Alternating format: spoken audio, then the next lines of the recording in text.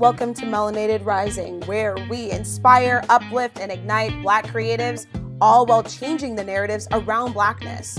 What does it mean to exist Black in this world today with our many intersections? That's exactly what we explore, the challenges, the beauty, and the brilliance. Every episode is a look at what is possible when Black creatives stand in our undeniable power. I am your host, Kristen Iris. And I'm Catrice Jackson. Welcome to Melanated Rising. We are back for another episode, and I am so excited to have Catrice here. She is amazing. And let me tell you a little bit about her if you are not familiar. Catrice M. Jackson is the global visionary leader of the Awakened Conscious Shift, the CEO of Catriceology Enterprises, an international speaker, and a best-selling author. She is a straight up, on the rocks with no chaser, voice for racial justice who is unapologetic and unflinching with her anti-racism message. She is the catalytic creator of SHETalks WETalk Race Talks for women and WETalks for women of color, and the author of the very recently released Unfuckable With, which I have my copy and I cannot wait to dive into. So thank you for joining me today, Catrice. How are you? Thank you so much for having me on today. You know, I'm doing wonderful. It's a pleasure to be here. I'm excited about what we're going to talk about today and see where it goes. All right. So I start off with a question. Everyone gets the same question. And the question is, what narratives around Blackness are you challenging? Wow, what a wonderful question. So I will speak a little bit from a personal perspective about my own anti-Blackness and my own narratives around Blackness that I'm personally diving into. And I talk a little bit about many of those in the book that you mentioned, Unfuckable With. But one of the things that, you know, as a teenager, I can clearly remember being quite violent towards my Black sisters who were darker skinned. And I share a couple of stories in the book. And, you know, when you're in high school, you know, you don't really know any better, especially if you don't have, you know, a parent or a mentor or some adult teaching you better. So, you know, you do what you learn. And there was an ugly time in my life when I thought that the Black girls that I went to school with were, for whatever ridiculous reason, not as good as, in whatever way, because their skin was darker. And so I can recall growing up receiving lots of messages from the media, from family members, from friends that, you know, pretty much justified my belief and strengthened it. And, you know, it took me a while to kind of work through that. I think by the time I was, maybe early 20s, I was beginning to wake up a little more to realize that, you know, those were false narratives, that there wasn't any truth in there. But because, you know, I had had those thoughts and beliefs embedded in me for so long as a result of, you know, white supremacy and internalized oppression, it took me a while to work them out to the point that I didn't cause harm. And, you know, the truth is that, you know, these narratives, these implicit, you know, biases and stereotypes and whatever, you know, we all have them, regardless of, you know, who we are and what ethnicity we are. And so, you know, that was one that was really, really, really, really strong for me as a young woman growing up. But I'm happy to say that, you know, I feel like I'm, you know, I'm never going to say that's completely out of me, because it would be a lie. Mm-hmm. It would be a straight up lie, because it had been embedded for so long that it's going to take me a while to get that out of my system. But I work really hard at it. I'm very conscious and intentional about, how I show up in the presence of Black women who are darker skinned than me. I work real hard to center them, to prioritize them, to, shut up and not do all the talking. So that's one narrative. And another one that's been recent within the last year, I would say, is that there's this narrative that Black folks have to be starving or destitute or struggling to do the work that we do. And I just have come to accept and embody that those of us who are out here doing this racial justice work, teaching, educating, leading the way, that we can still be humble and get paid.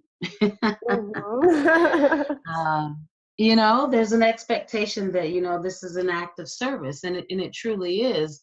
And then there's a lot of folks out there that say that, we shouldn't prosper from this. Our lives shouldn't improve as a result of it. But anybody who's doing this work knows how taxing and emotional and draining, literally, physically, spiritually, emotionally it is. And so I just choose to be well compensated for that because I'm giving up my life source.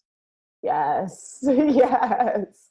And that's interesting. The idea that we shouldn't, I don't say because I don't consider myself an activist, and I wouldn't say necessarily that I do specifically like racial, like education. Like I don't do racism education.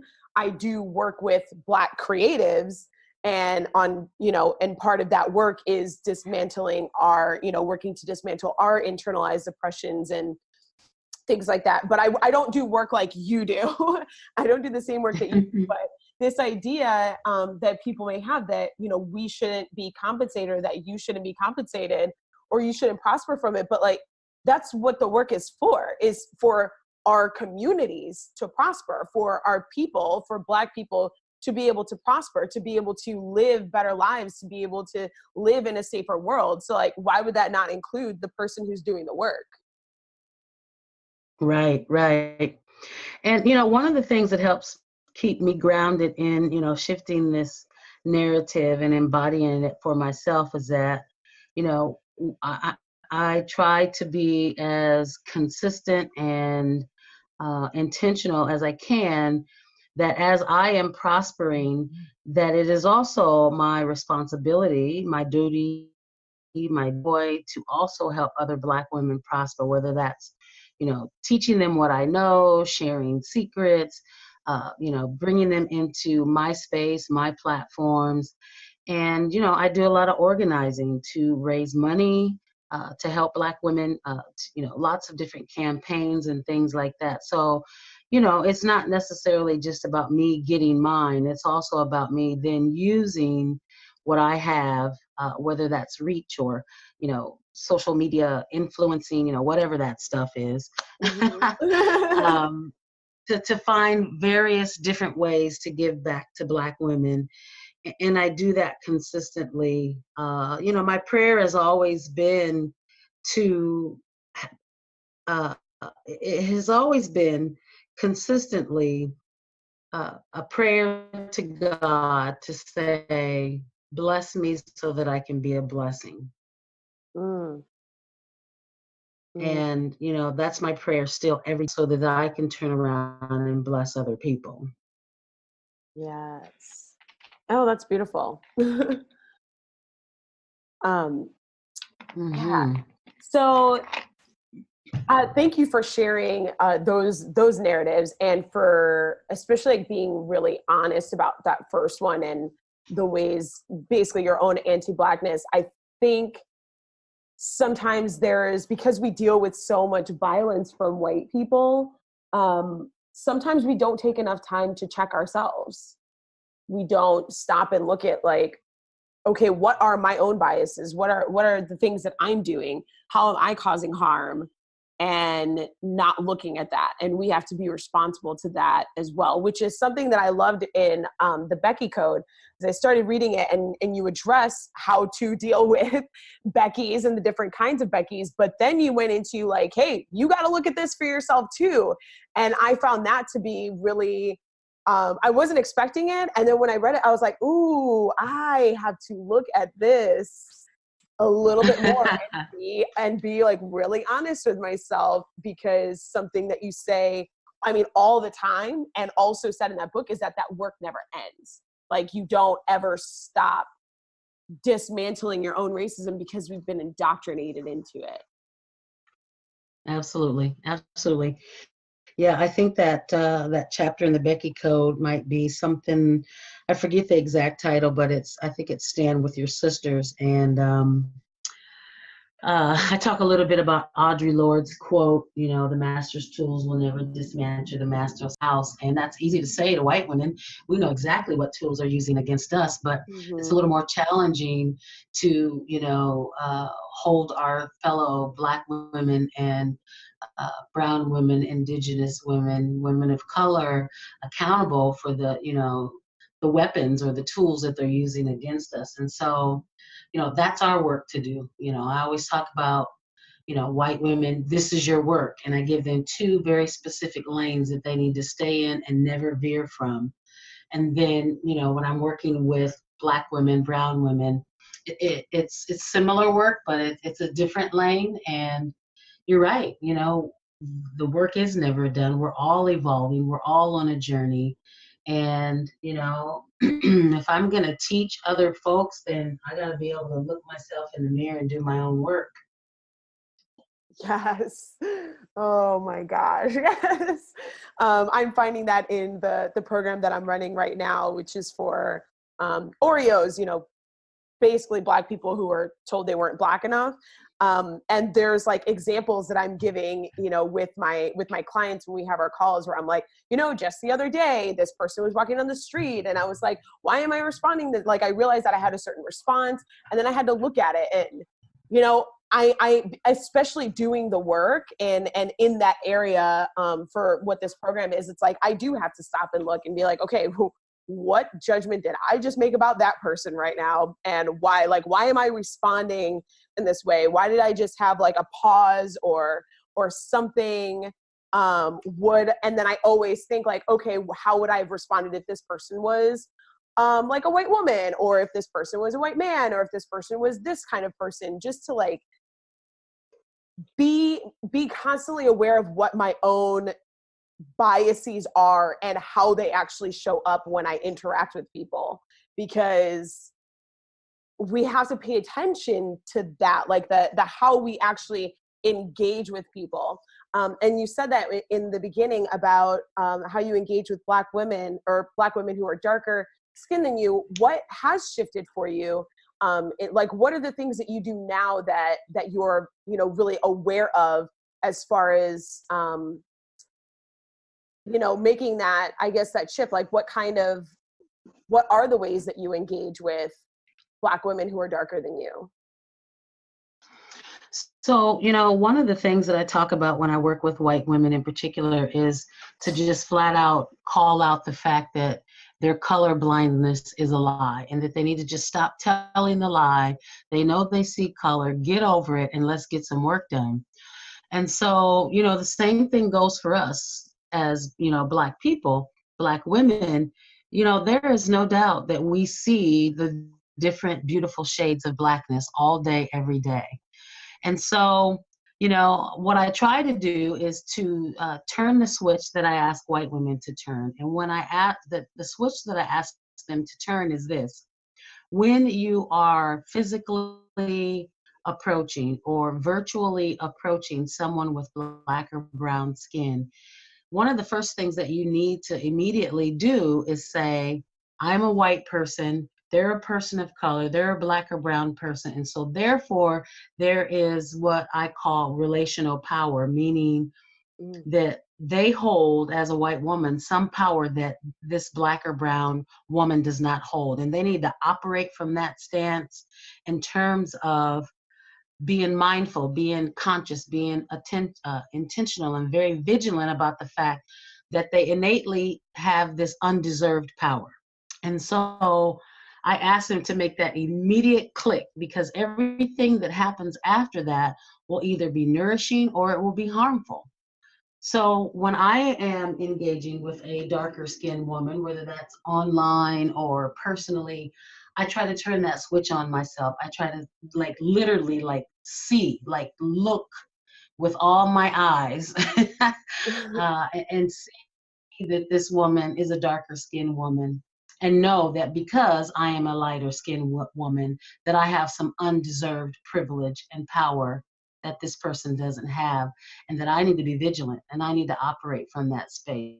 And so maybe some specific things I might do is, talk less and allow that person to, have their voice. I may advocate on behalf of, if the need arises, without, being a light-skinned person savior. um, and just acknowledging that their lived experience is similar but different than mine, and just being mindful to be inclusive, to purposely make sure that they feel included, that they are included. And, when they show up in my workshops, one of the things that I do is I say this to the white women who are there. One thing you need to know about being in this space, if there are any Black or brown women in this space, especially Black women, that I will fiercely protect them by any means necessary. Don't start no shit, won't be no shit. And and I let white women know that straight out the gate. Nope, you won't be doing any of that here. And I'm extra mindful that when there are darker skinned women in my spaces, that white women are more inclined to listen to me and believe me than to believe their stories. And I make sure that they know, no, you will be believing these stories as well. Oh, that's a good one. Wow. Yeah. I love the way you advocate for, not just Black and brown women, but like understanding that difference, that colorism difference. Now I'm curious, because I know that a lot of your work and your books, I believe, are geared towards women. And especially in this idea of like the power, what your thoughts are in terms of like men and Black men, or even between Black men and Black women. Ooh, Lord. Oh, wow, that's a loaded, that is a whole nother podcast, but nevertheless. So I think I make it very clear also, Kristen, that my grounded belief that I do not see myself wavering away from ever is that I will always Blackness as a priority, period. And that includes all Black people, including Black men. And, I don't identify as a feminist. I really try to stay away from those kinds of labels for myself.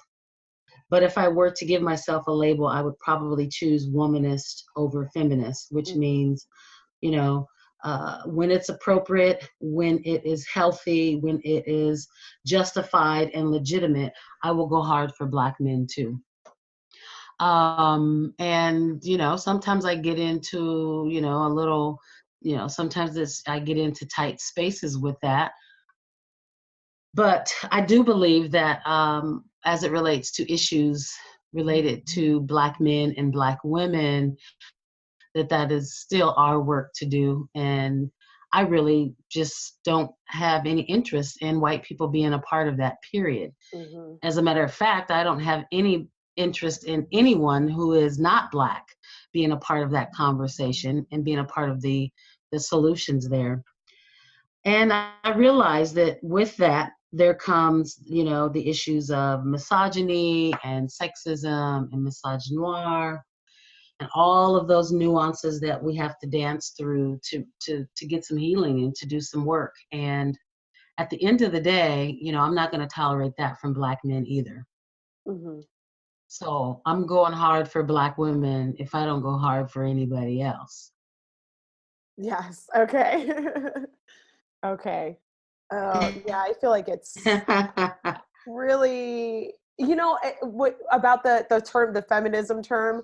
I gotta agree with you. Like, I've kind of teetered back and forth between using it and not using it, but I feel like feminism is just, it's come to have this representation, or this association with white feminism, because it was co-opted, and the idea, like, I go hard for Black people, um, but I am also about fighting for everyone's rights. They're like Muslim people's rights, for different people's rights. And I believe that those things, that we have to look at the intersections between people, like Black women. Okay, there's also Black trans women, there's Black disabled women, and each of those groups have different needs and different challenges. And feminism often does not, like, true feminism, or when they say intersectional feminism, does, but like when you think feminism, or when people use the word feminism, there are plenty of people, and I'm thinking especially white people and white women out there, who are calling themselves feminists but don't give a shit about like Black trans women, or Black disabled women, or any disabled people. They don't care about those things because they only care about the issues that are affecting them. Absolutely. No, I agree with you 100% there. One of the things that highly frustrates me is when I see, in particular, white women claiming that they're intersectional feminists. And, I can shoot that shit down with one question. How are you centering, prioritizing, and amplifying Black women? And if you're not, you don't have an answer for that, then you need to take that intersectional off of your title. You need to quit using and abusing and co-opting that word. And you're right. There's so many different intersections that we have to be able to manage, to talk about, to navigate, to find, solutions for, ways to be inclusive. And so, it annoys me and it cracks me up at the same time when people, think that they've reached this, the end of the journey, and that they're the exceptional person. They've read the books, they've went to the workshops, I'm done. No, we're not done. We're not done until we take our last breath. I know that there's still things that I need to work through. I catch those impulses. I catch those unconscious, ugly, pieces of me that come up, and I have to check myself and say, "Ooh, shit, okay, that's a deep-seated something." Yeah. uh, what am I gonna do about that? But you're absolutely right. There's so much work to do that, we should all be busy just doing the work. There's really no time for breaks for any of us. So I definitely agree with you 100% on that. So I just remembered something, from, I think it was about a year ago. Yes, so it was about a year ago, and this is an interaction that we had online. I had made a post. I think it was about how we, as people of color, are not obligated to be nice when someone is doing harm. We get to call it out. We get to be angry. We don't have to be palatable to the person. And that turned into like a whole bunch of other things, a whole bunch of things in the comments that happened after that. But one thing that happened is there was a woman who I had been following previous. I hadn't really been actively looking at her stuff or anything, but she was someone I was still friends with. And she messaged me and she was like, "Hey, I saw your post about this." She was a white woman. She's like, "I'd love to have you on, my podcast to talk about this." And at first I was like, all right, this is actually kind of cool. It's someone who, wants to learn, who wants to share it with her community. But I also knew, because I had previously been in her Facebook group, that her community was almost entirely white. And so I asked her a couple of questions. I was just like, how many people, what's the racial breakup of the guests that you've had? what's the, you know, what's the racial makeup of your audience? And ask those questions. And one thing, I don't know if it was in your group or just on a post or something, I had asked you, do you have like rules when you show up on someone's podcast? Like, do you have, you know, guidelines or requirements that they have to meet for you to be a guest so that you're not entering into a space that's going to end up being violent? And I said, because I had this person who's invited me to be a guest and to talk about these things. And I was already like, I'm not a racism educator. I don't want to do racism education for white people. Specifically, I've made that barrier for myself. And the one thing you said was, well, has she engaged in any of your other content? And I was like, no, not really. And you said, okay, so she's not actually interested in helping you out. She just wants to tokenize you. And I was like, oh my God, I didn't even see it.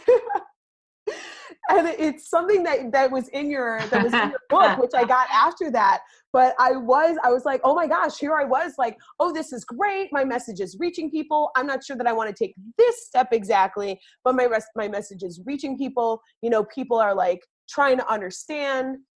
And then I was like, no, she's actually just trying to tokenize me so she can hop on the diversity bandwagon. So that was a powerful moment interacting with you. I was like, oh, I'm going to learn so much. You know, it's interesting that you say that. One of the things that I'm kind of, well, I've been saying it for a long time, but I'm really trying to distill it and just break it down to the lowest common denominator. But one of the things that I teach, not only white women, but I talk a lot about this in the spaces and places that I work with Black and brown women, specifically Black women, is that has there ever been a time in this country, and we can even say the world, but specifically, has there ever been a time in the United States when white people, white bodies have not used Black bodies for pleasure or profit? And when I ask that question, people search and they pause and they're quiet. And I know the answer, and the answer is no. There's never been a time in the United States of America where white bodies have not used Black bodies for pleasure and profit. It is indoctrination. It is assimilation. It is, you know, vicarious teaching and learning that just happens generation after generation. And so I think that, you know, I'm going out on a limb here, which I usually am always out on some kind of limb, to say to say that all white people use Blackies for pleasure or profit in some form or another. Sometimes it's overt, sometimes it's insidious.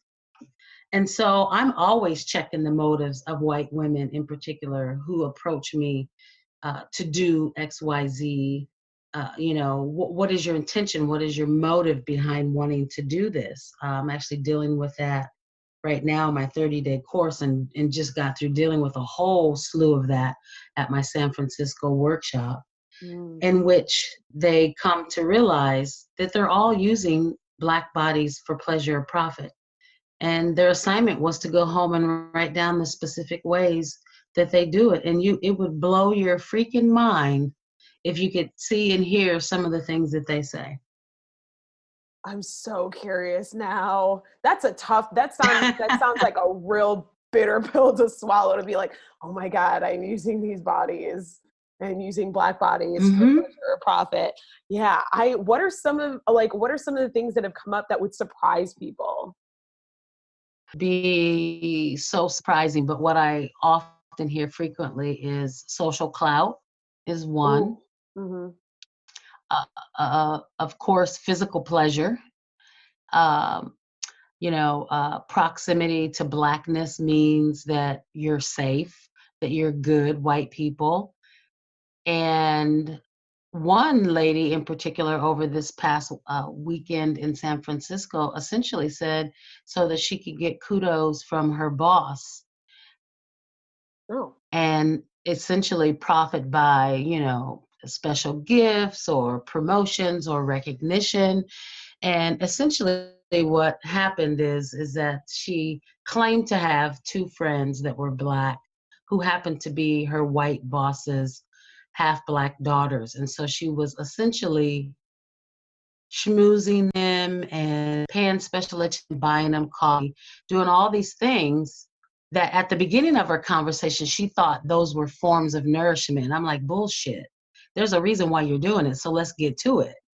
And I dug and dug and dug for about 30 minutes with this one woman till we finally got to the bottom of it, that she's basically doing all these things so that her boss will think that she's extraordinary, that she'll get recognition. And so you're using this woman's children, these Black children, because they weren't even adults. Well, I guess one was an adult. One was 16, the other one was 19. Okay. You're using these young bodies for recognition. That is sick and pathetic.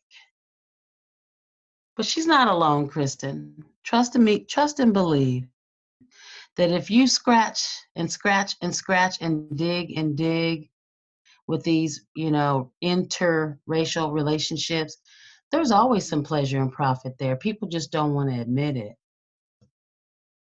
Yeah, I can see that. Oh, that's interesting, man. That I can see why it would have taken half an hour to get to the bottom of that one.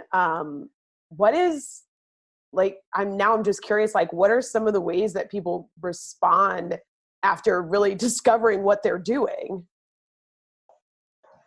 Well, the first one is shame.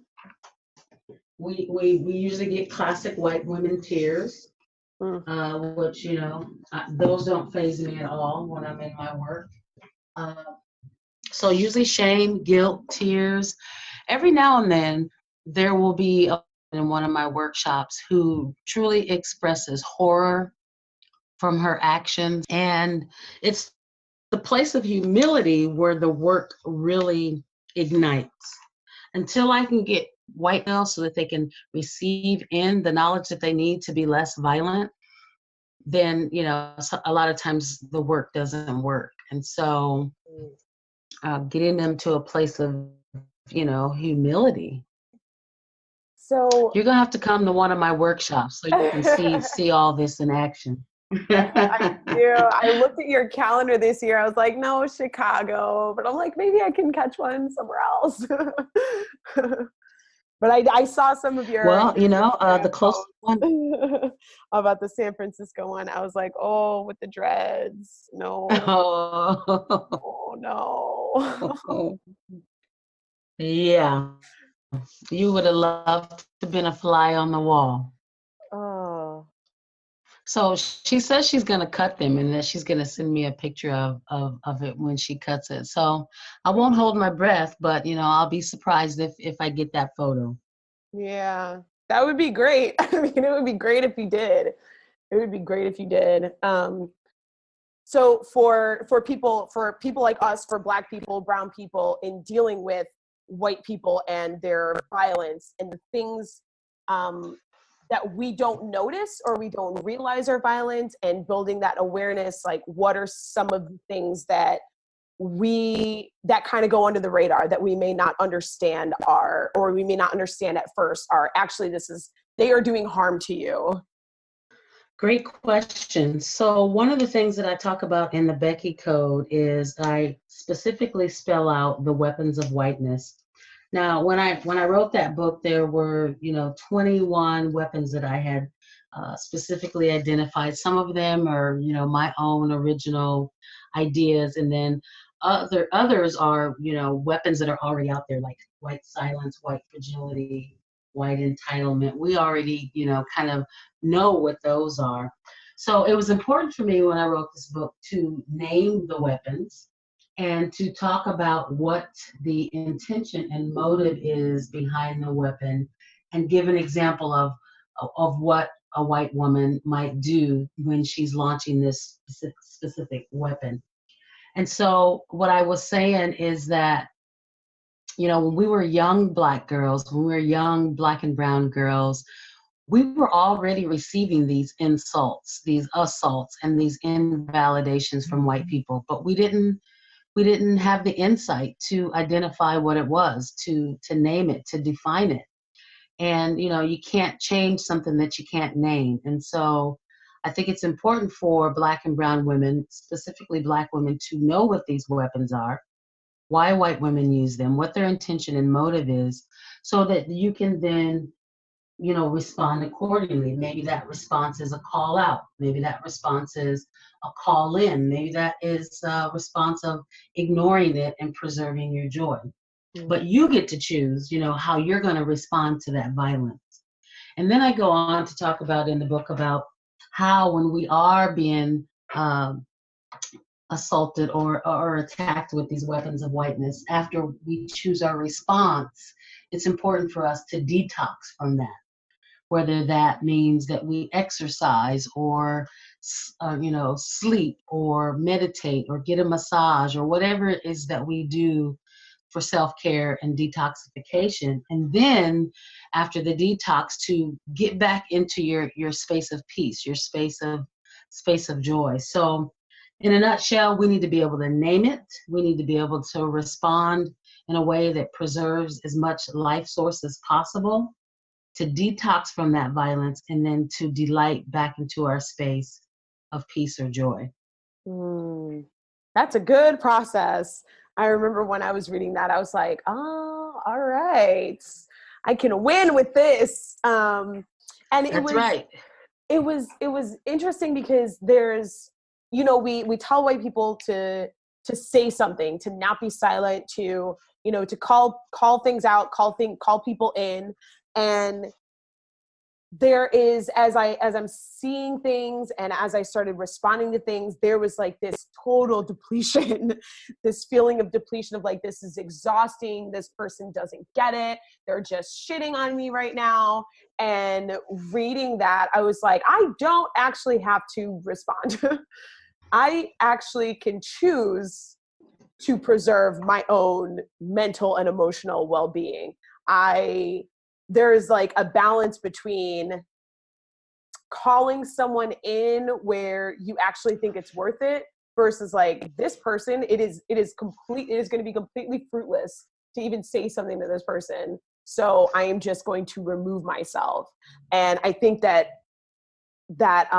choice, and like you said, choosing a way to respond, and you lay out the different ways that people, different ways that you can respond, which I really appreciated. I think I went back to that one like 2 or 3 times as I was dealing with different people, so that I could be like, all right, now where's, there's like, for me, figuring out like that line, or at that time was figuring out that line of like, okay, I am willing to engage with a person up to this point, and then that's it. And now my boundaries are even stronger, and I generally will not sit there.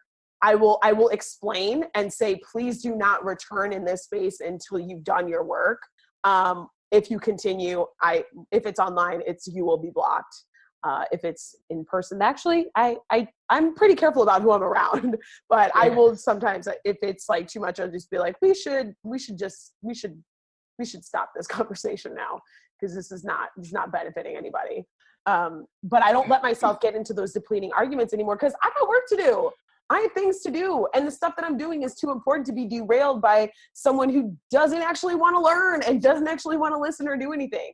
Like, I will sit there and preserve that energy for like a friend who needs some guidance, who's like actually willing to do the work, not some stranger online. I don't know you.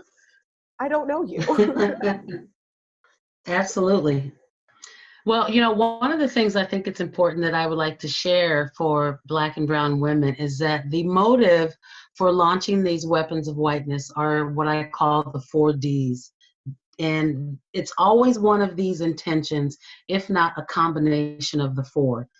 When white folks launch these weapons of whiteness against us, whether that's white tears, white innocence, white denial, what have you, the 4 Ds are to deny, defend, derail, or destroy. So they're going to use a weapon to deny your truth, to deny your lived experience, to deny your reality. They're going to use the weapon to defend their own white supremacy, to defend any other weapon that they have may use. It's oftentimes used to derail the conversation. They want to shut you up so you'll stop talking so that they don't have to be uncomfortable. And there's always the intent to destroy your peace, your spirit, your joy. And so knowing that that's always the intention, then we get to choose how we're going to respond to that. And I think you're right on that some people aren't worth it, because at the end of the day, these weapons are used to kill us, to emotionally kill us. And we have to know that, and we have to know that we can't engage all the time. Even someone like myself who's pretty fierce, and I will go hard when I need to go hard. And then there's other times I will act like it doesn't even exist, because I know that the intent is to try to kill me. And I'm not going to let Becky kill my ass. Yes. Yes. Oh my gosh. I think the derail one, when I feel like that one for me was a tricky one, because it's sneaky.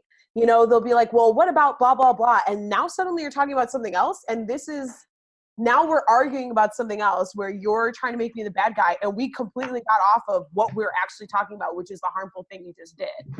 And because I like to, I don't like to argue with people, but like part of me likes to argue with people. It's like, but I'm right, and I'm gonna make sure you know that I'm right. Is like, let me explain. Let me break down this argument too. This argument you just made, and it's like, wait, but we're off the topic at hand. And I feel like that happens with not just race, but I notice that men do that a lot when we say something, like when women say something about misogyny or patriarchy. They'll be like, oh, well, oh my gosh, I have this in my head. I made a post about how, or I didn't make the post, I actually shared, it was like a Twitter image where someone said, men will shame women for having a lot of consensual sex more than they'll shame other men for rape. And I cannot tell you how many different directions people, men specifically, came under that post. And I said, don't even think about arguing with me, because I will block you. And people consistently went under that post and like, well, I mean, if she's like sleeping around, blah, blah. I'm like, that is not the point of the post. That is not the point. It's not, you guys are arguing why it's okay to shame women, and you completely miss the point that, first of all, it's not. And second of all, you're shaming women more than you shame men for raping us. Like, it just completely derailed. And repeatedly, I had to say, that is not the point. You need to go and read it again. And if you can't stay on topic, then you can get off of my post. If you have something actual, like something to really contribute to the conversation, then you can comment. But if you don't, then you can leave, and I will block you if you continue to derail the conversation.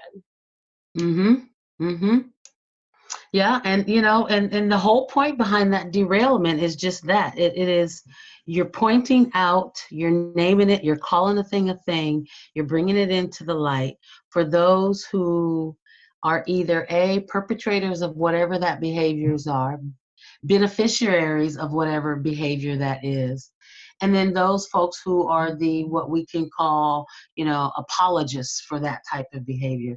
They really want you to just shut up and stop talking about it. Yes. That's exactly what they want. So it's a form of silencing as well. Yes. Wow. That is, these are so, these tools are so important.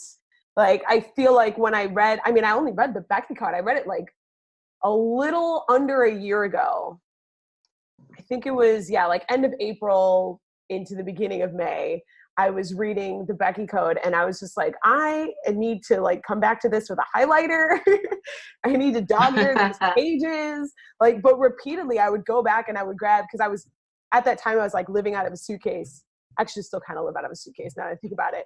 But I would like keep going and like go and grab the book out of the suitcase and like look back through and be like, okay, what was that thing she said? I'm like, what are my weapons for winning? Like, I need to remember what these are. So listeners, definitely go and check out the book, get the book. It's kind of a game changer, actually. It's a game changer. So I would love for you to share about your new book, Unfuckable With, and just tell us a little bit about it, where it came from, and what is it for? Oh, yes. Well, in its simplest form, I would say that the book Unfuckable With is a love letter to Black women. Mm. And it usually doesn't take me a long time to write a book. 3 to 6 months or so, I can usually push one out. But this one was different. And it was different because I wanted to share the wisdom and the insight and the guidance and the pure gold that I have received from the Black women matriarchs in my family. And so I highlight 3 of them specifically in the book: my grandmother, my aunt, who was my only aunt, and my mother. And what I have learned over the years in my life, based on what they've taught me, based on just watching them, being in their presence, overhearing conversations, watching how they show up in the world, to be my own version of Unfuckable With. And that just means that I'm going to be unapologetic, unbothered, and unbossed. If I had to use 3 words to describe what Unfuckable With means to me. And so I also wanted to pay tribute to the pain and the plight and the struggles that Black women generation after generation have had to endure in order to arrive at their own version, reinventing, re-energizing, revamping, and transforming themselves as Black women. Because, like I said earlier, we catch hell from everybody, white folks, brown folks, men, and Black women. Nobody catches hell like Black women. And so we're in a constant state of this phoenix activity, if you will. So I pay tribute to these 3 Black women. I share stories of growing up with them and how I learned different things from them, different lessons.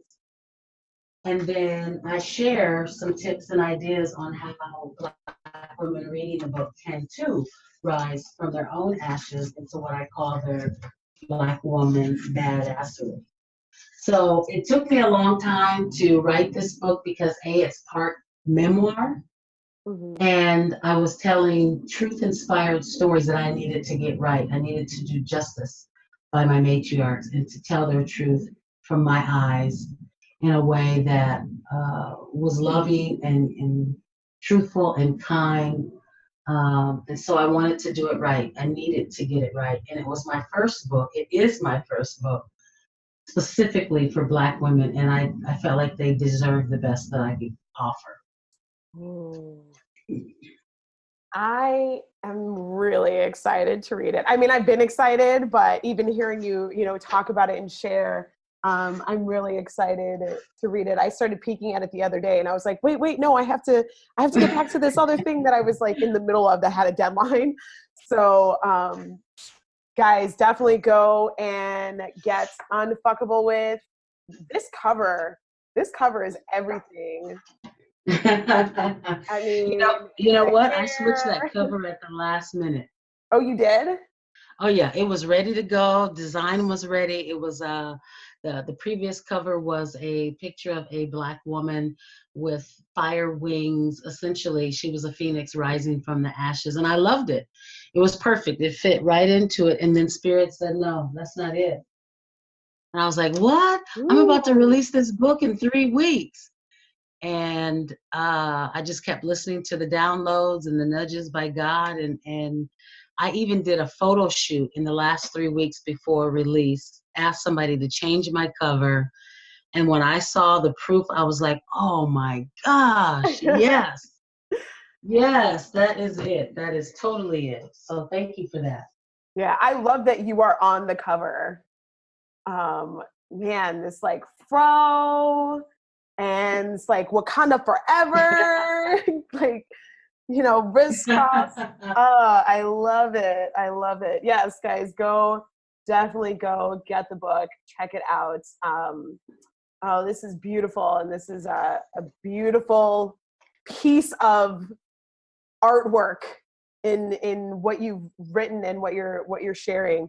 So let everybody know where they can find you online. Absolutely. So you can find all of my books on Amazon, and also you can connect with me on Instagram at Catriceology.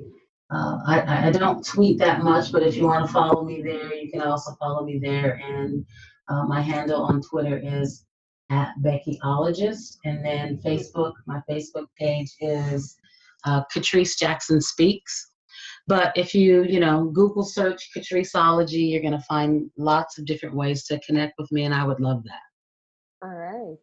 All right. Thank you so much for coming on, for sharing your knowledge and telling us about your book. Everybody, please go follow, go learn, go get these books, go get some life, get your life with these.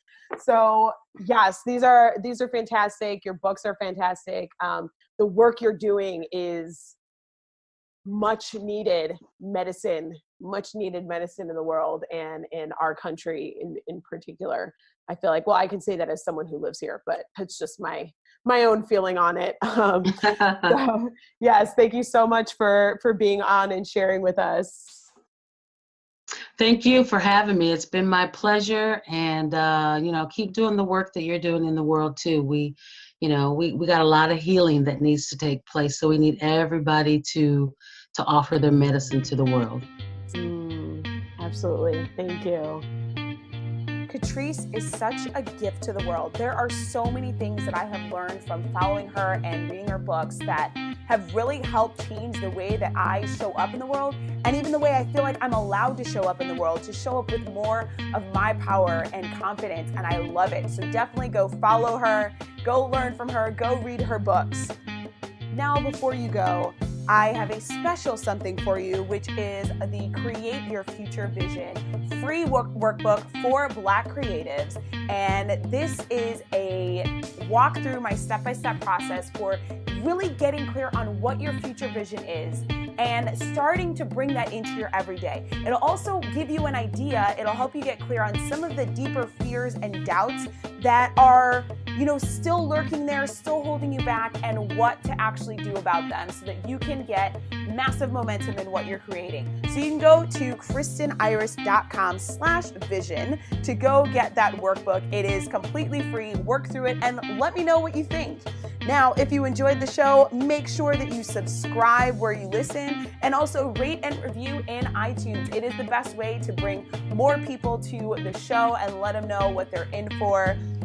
And if you'd like to help support this podcast, I also invite you to join my Patreon page at patreon.com/melanatedrising, where you will also get all of the previous episodes. So thank you so much for tuning in to this episode of Melanated Rising, and always remember to stand in your Black creative power.